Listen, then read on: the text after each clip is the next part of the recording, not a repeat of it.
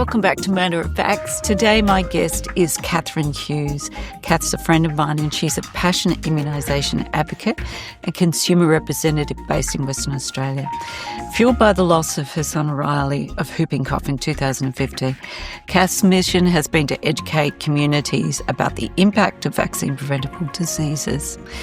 In 2016, she worked with other families affected by vaccine-preventable diseases to establish the Immunisation Foundation of Australia, which focuses on advancing public health through community-driven immunisation advocacy. Kath received the Western Australian Young Australian of the Year in 2016, and in 2022, rightly so, she was appointed a member of the Order of Australia. A lot to be proud of in Kath's family. She's a great friend of mine, and I want you to meet her now. Please welcome Kath Hughes. Catherine, welcome to Matter of Facts. Thanks for having me involved, Steph. Let's get started. You have the most remarkable story, and it starts when you were pregnant. Over 10 years ago, you were pregnant. It was an exciting time. Tell us, what was life like for you then? To be honest with you, Steph, life was really easy back then. We had a 2.5-year-old daughter, Olivia, who still is very bright and bubbly. We just got married, and I was heavily pregnant in the hot summer. We were living in a tiny little apartment by the river, and we were so excited to have Riley, our little baby boy, and it was a healthy pregnancy. And yeah, we're just really excited about life and what might happen in our future. And when Riley was born, what was he like? Riley was perfect. He was happy and healthy, as happy as a newborn can be, I guess. But he didn't cry that much. He grunted when he was hungry. He was very much adored by his big sister Olivia, who would put toys next to him in his bassinet and wiggle his arms around, trying to make him dance with her. He was a great little baby. He loved breastfeeding and, I don't know, did all the normal born baby things. And did he look like you? I don't know, he was blonde and had bright blue eyes and the softest white skin. Yeah, a little bit like me. My blonde was going to be a bit less natural than his was. But yeah, no. But at some point, Kath, things changed. Yeah, I did. So Riley was about 3 weeks old, and he developed what we thought was cold, so had a bit of a runny nose. And I remember feeling not very worried about it because we breastfed him, and I kind of thought that breastfeeding would prevent, or at least help if he had, some little minor respiratory infection. But he got worse and he started to cough very occasionally, and it was the tiniest little coughs. But we decided to call out a local doctor because my husband had actually flown out to Brisbane for work. I was on my own with a toddler and a newborn. And when the doctor came over, Riley was sleeping so peacefully in his bassinet, and the doctor looked at him and looked at me and was like, Riley seems to be the picture of perfect health. He thought I was worrying too much about the situation. As you know, parents can do that sometimes. But that night was really strange because he didn't wake up. And, newborn babies, they wake every couple of hours to feed. And so I woke up at the start at about 7 a.m. the next morning. I felt completely refreshed, but also completely panicked because he hadn't woken, and I tried to breastfeed him and he just kept falling asleep on me. My husband walked in the door at that point from his Brisbane trip, and we made the decision, let's go take him to the local children's hospital to get checked out. And I think back to it now, and I'm thinking how we walked across the car park into that hospital, and that was the last time he would have ever felt sunlight on his little body. And we had no idea at the time that that was, his last experience of the outside world. Um, and we went in there and the doctors sort of reassured us that we'd done the right thing by bringing him in and suggested that we just needed to reestablish breastfeeding and then he'd probably be okay. And I think the doctors are probably used to seeing so many respiratory infections, RSV, those kind of things. But the babies do usually recover pretty well and go home. Um, but every day that Riley was in hospital, he got worse and worse. And yeah, just an experience I would never wish on any other baby or any other family. How were you coping with this at the time, Kath? It was really challenging being in hospital, although I'm one of those weird people filled with positivity and hope. So I kind of had no idea what was going to happen because my brain just doesn't go there. And I was very much reassuring, he'll be fine, he'll be home soon. We actually spent our first wedding anniversary in hospital. Not the most romantic place, wouldn't recommend it.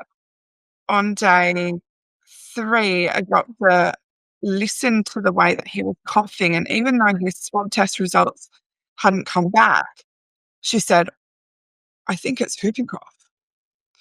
So they began treatment for whooping cough at that point, and they said that the treatment doesn't really do that much for them. It stops them being infectious. It probably stops the infection getting worse and worse in some babies potentially, but it really didn't help. And on day 4, they did a scan of his lungs and said that he had developed pneumonia and needed to go into the intensive care unit. That's when I started getting stressed. We walked into the intensive care unit and there's a drawer there that says baptism gowns. And I'm thinking, oh God, this is where some kids go to die. Um, On the other hand, there was a beautiful wall with pictures of what they called their PICU graduates, so children who had finished up their time in paediatric intensive care unit and had graduated and gone home. And so that wall was what I tried to focus on, those stories of hope. But unfortunately for Riley, the Bordetella pertussis bacteria had really started to overtake his body and his lungs. Um, I actually went home on the phone night because I hadn't been home a day, slept properly. Um, I just needed to have a sleep, shower, spend time with my daughter. And we thought we were going to be in it, for weeks and weeks. We thought we were facing a really tough battle, but the battle was really quick. We went on ECMO. They did blood transfusions, I think they're called. Sorry, the medical terms are probably not 100% correct, but they tried everything they could. He was in an induced coma and he just couldn't recover. His little body was just really swollen and they put him in our arms and we had to say goodbye to him and he was, just a month old. So really traumatic time in our lives. Often with the diseases that we talk about on Matter of Vax, it's how fast things happen. Exactly. That gets us all by surprise. It really did get us by surprise. It was 5 days between, a relatively healthy baby who really was just a bit tired, to losing him. It was so fast that we're also just devastated because he was too young to be vaccinated and immunisation is something that we'd always believed in and followed the schedule for our oldest daughter. And he didn't even get that chance to get that protection in. And it was just upsetting and I felt really unfair. So, Kath, tell us about that. I mean, you're clearly passionate about helping people understand that prevention is within their power. And It's theirs to take action. But at that time, when you were pregnant, vaccine was not available for pregnant women. That's right. And that, I guess, one of the hardest things for us to accept is that prevention existed in the world. In fact, even in Queensland, they just started rolling out pregnancy vaccination for whooping cough when I was pregnant with Riley. But I live in Western Australia and like the rest of the country, it hadn't rolled out yet. And it was when Riley was really sick in hospital and you're sitting there as a parent feeling totally disempowered and helpless. So you start Googling because you just need something to do to feel that awful, stressful time. And that's when I found out that other countries like the UK, USA, they were all offering pregnancy vaccination to protect against whooping cough, also called pertussis. And I just couldn't believe it because I know that if this had been offered to me when I was pregnant, we probably would still have Riley with us. And so after his death, we decided to go public because we had posted on Facebook and it had gone viral, and we had journalists at our door the very next morning. It was a day that I decided I would never even get out of bed, but I was kind of dragged out of bed um, because we had these journalists at our door.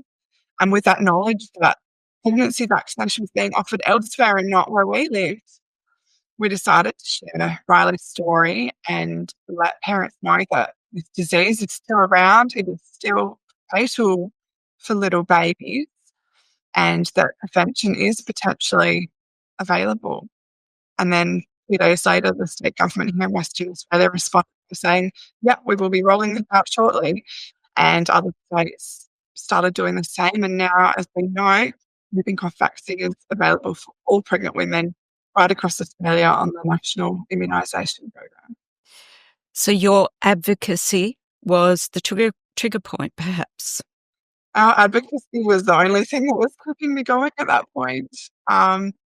And I think we really did shine a huge light on the dangers of whooping cough and the importance of this pregnancy vaccine and making sure everyone around baby is protected and vaccinated. We set up our Light for Riley campaign on social media, and that's when I connected with other parents affected by vaccine-preventable diseases. And, we eventually went on to establish the Immunisation Foundation of Australia. So, yeah, our advocacy was definitely a trigger point. A trigger point, I think, for the uptake, which has been incredible. Um, in Western Australia, we've had up to 89% of parents accept the whooping cough vaccine in pregnancy, which, as far as I know, I haven't seen any higher statistics in the world, which is amazing. That isn't a hell of an accomplishment, isn't it? It is, but at the same time, we are seeing pregnancy vaccination rates slide at the moment, and it really worries me. We had a death in Queensland late last year from whooping cough, and I worry that we're going to see these deaths start to pick up. Mattervax this year is covering respiratory illnesses. If you've listened to Mattervax before, you'll know that there's a video series that goes along with it. You can get that at Immunisation Foundation of Australia and see all of the videos, including whooping cough, RSV, influenza, and you can also hear that on Mattervax if you're interested to listen. In fact, I think it's Professor Snelling talked to us last year about whooping cough. Whooping cough, of course, being pertussis. Don't get confused. It's the same thing. I'm so unbelievably impressed with what happened from the inception of that campaign, the moment you open that door and had the courage to talk to the journalists that day. Can I tell you something, Steph? It wasn't me who opened that door, that's for sure. It was my husband. He was so much braver than I was. And in fact, the first couple of interviews, I didn't even open my mouth. I just sat there because I was so scared and not in the right place to talk about it. And my husband was incredibly brave and, um, it was all him, to be honest. I sat there and then eventually I kind of got a bit braver maybe and decided, "No, I can talk about it." And, now I can't stop talking about it, and we'll share Riley's story with whoever will listen, so And if you're interested, you can follow Life Riley on Facebook. The posts, I warn you, are stirring. Kath, tell us about what you did with Immunisation Foundation, because when your husband opened the door and you had the courage to speak to the journalist, as you said, it just opened another door for you. And since then, you've been the most incredible advocate. I'm in awe of the work that you do. You've been covering more than just whooping cough, haven't you, since then? yeah, look, through our work, um, it really was like a snowball effect. You talk to one journalist and someone else calls and, um, it it just snowballed into a massive amount of media coverage internationally as well as in Australia. We shared footage of Riley coughing, and that went viral, and hopefully raised a lot of awareness about what whooping cough looks like in little babies. And through our social media networking, we connected with other families who'd lost children from whooping cough, but also diseases like measles, influenza, meningococcal, Haemophilus influenzae B, um, other diseases that could be prevented very easily by vaccination.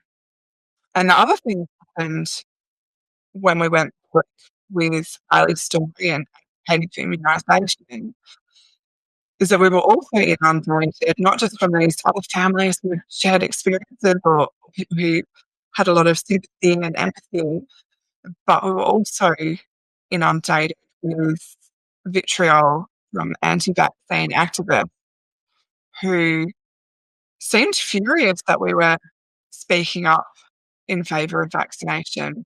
A number of them believed that Riley didn't exist, that we were actors, that Riley was a prop or a doll, that the government was paying us, that we were specially selected by the government to share his story and to lose our child. There were just so many weird conspiracies, and it really, for me, shone a light on just the problematic nature of anti-vaccine activism and how it is just not remotely based in fact and evidence. I think I know a couple of people who could concur, who may have experienced something frighteningly similar. And I understand uh, the the fear when your story is very public. And I think we live in an environment with social media, misinformation and disinformation that provides the perfect storm for criticism. And yeah, it's easy, getting even more easy to for stories to become something they simply are not in people's minds, aided and fueled by the social media environment that we live in. And I think social media was our best asset, but also our worst asset. You know, it allowed us to get Riley's story out there. It allowed us to have a voice where sometimes, if you're sharing a story in the media, it's not really your voice if it's been chopped and edited.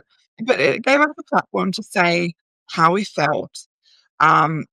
But then it also gave that avenue for anti-vaccine activists to go crazy. And I remember um, it was Riley's funeral, and we were getting, like, awful messages about us being child killers on that day, and it was awful. It was really difficult, um, but at the same time, was also a reminder about the important work that you do, that I do, that anyone who's involved in immunisation advocacy does, because the opposition is so loud and so passionate. And we need people like us to stand up and be loud and passionate and speak up about the benefits of immunisation, because otherwise the anti-vaccine voices drown us out. So in some weird, twisted way, it was also motivating to receive all that hate and conspiracy theory stuff, because it just was a reminder of the importance of what we were doing. I think your story, and in this year's series, we're also going to be talking to Lily O'Connell about meningococcal. And I think it's really important that we talk to people and hear their personal stories so we can illustrate a testimony to the fact that when your body does not have the capacity to fight a disease of this ferocity, there is very little time to act.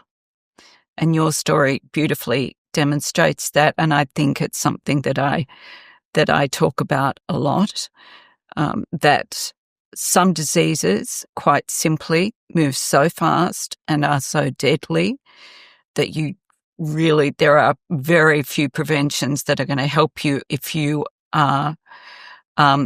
get that disease. And pertussis and young babies, I want to be really clear here that these diseases that we talk about also are largely affecting all age groups. An older person, someone who is immune compromised, when they encounter pertussis, whooping cough, or a disease like meningococcal, their defence against it will be inadequate most of the time, and it can be devastating. Kath, is there something that you would really like to tell Australians now about whooping cough? Because I'm very well aware of the fact that this has been one of the worst years Australia has seen for that disease. Steph, I think you're absolutely right. And we should make no mistake, we are in the middle of a terrible whooping cough epidemic. And I know it's not the thing to try and alarm people about infectious diseases at the moment. Everyone's a bit scarred from our COVID experience, and pertussis is nothing like the COVID experience, but it is one of the most infectious diseases that exists in the world. And last year, we recorded the highest numbers that we've ever seen of it in Australia. It is out of control. Vaccines do a pretty good job at preventing you from getting really sick, and then by not getting sick, you're not coughing and spreading it around. But, they're not perfect, and you can certainly still catch whooping cough if you've been vaccinated. So we need everyone to vaccinate, because the vaccines wear off every 10 years or so. So we need everybody to vaccinate, and eventually we need vaccines that, I'd love to see a vaccine you have once and you're covered for life against all strains of whooping cough. It's a very, very tricky disease, and it's just so important that if you're coughing, stay away from little babies and stay on top of your whooping cough vaccines. Kath, thank you for telling us your story. You're a hero of mine. I'm surprised we both got through it without breaking down. We did well. And look, I just think the power of a personal story is, like you mentioned, and I've read Lily's story. I know it's a story so close to your own heart. But the power of stories is huge. I think we can help change minds and behaviours if we can share these stories. And I implore anybody else who has their own story about a vaccine-preventable disease to consider sharing it, because so many people, thanks to vaccination, so many people don't know what it is like to be faced with a vaccine-preventable disease. It's true. It's that we live in that weird environment. I remember doing some research on this a few years ago, we just have been so fortunate as to benefit from big vaccines, smallpox, all of the big ones, polio. And we live in an environment where we don't see those sorts of diseases as often. But here we go, whooping cough is out of control, and it's a great example of what happens when vaccines are available, but the uptake is not what it should be, and the disease starts to spread again. Kath, thanks for sharing your story with us today. Kath's story will be with this year's Matter of Vax series, but don't forget to look back through Matter of Vax, because we've got RSV, whooping cough, influenza, and some backstories that might be interesting to you as well. And check out those videos.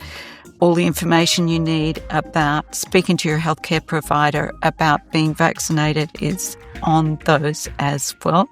And you can catch whooping cough on video there. Kat, thanks for joining us. You're an absolute hero, and thanks for taking the time on a Saturday morning. Thank you, Steph. Always lovely to chat with you. Thanks. Thanks for joining us on Matter of Vax. You can get all of the Matter of Vax podcasts on ifa.org.au. Thanks for joining us.